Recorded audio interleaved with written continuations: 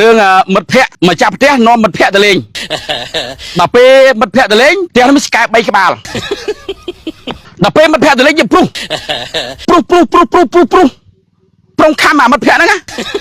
ដល់ពេលម្ចាស់ខឹងថាចំមិត្តភ័ក្តិអញមកលេងឯងស្គាល់មិត្តភ័ក្តិអញទៅក៏វាយឆ្កែស៊ីមួយទទួលមិត្តភ័ក្តិទៅណាដល់ពេលវាយឆ្កែស៊ីមួយនៅសាប់2ក្បាលទៀតចំគ្នាដេកព្រួយតែដេកព្រួយដេកគិតថាចុងថ្ងៃណាមិត្តភ័ក្តិអញមកលេងមិត្តភ័ក្តិម្ចាស់មកលេងអញដឹងអញមិនបានអញដឹងអត់ហ៊ានព្រួយណាចាំមិនចិត្តសរសៃមកដល់ពេលយប់ចោលចូលផ្ទះវាព្រួយទៅអញព្រួយទៅអញព្រួយទេអញខ្លាចមិត្តភ័ក្តិមេមែនអញចោលមិនចោលទេមិត្តភ័ក្តិមេ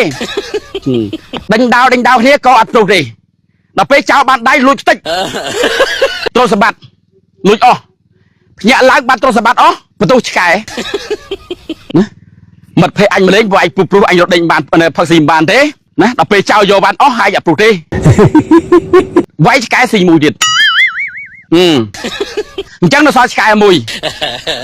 គាត់ពិបាកចិត្តពេកសែនពេកគាត់ទៅលោតទឹកស្ពានត្រួយយ៉ាវ៉ាទៅលោតទឹកស្ពានត្រួយយ៉ាវ៉ា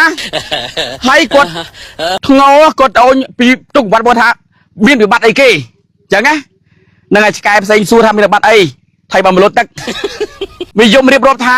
ឲ្យខ្ញុំចាំមិនអស់គេថាព្រុសក៏ខុសមិនព្រុសក៏ខុសអាណាដឹងបើមុខចោលឲ្យមុខមនុស្សដូចគ្នាហ្នឹងអញ្ចឹងវាតរេនអញ្ចឹងដែរ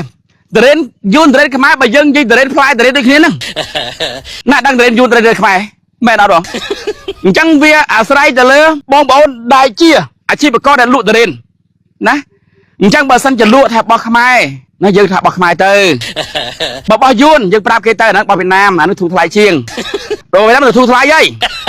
ទុកឲ្យការសម្រេចចិត្តទៅលើអតិថិជនវិញ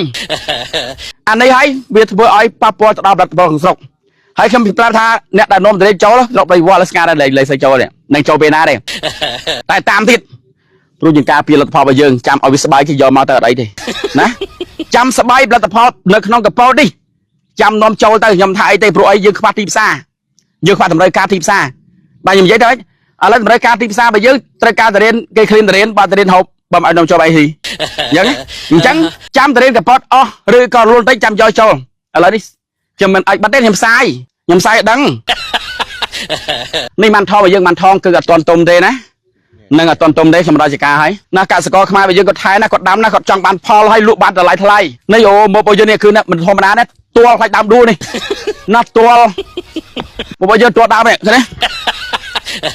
នឹងហើយតបនេះគឺដែលចតុកមានសំណាងនេះ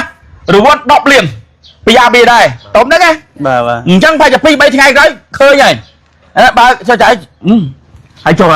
ត្រូវឲ្យមកឲ្យបើកឲ្យទៅធ្វើមិនបើខ្ញុំធ្វើកិច្ចការគេបើកបដាបើកបណ្ដឹងហើយណា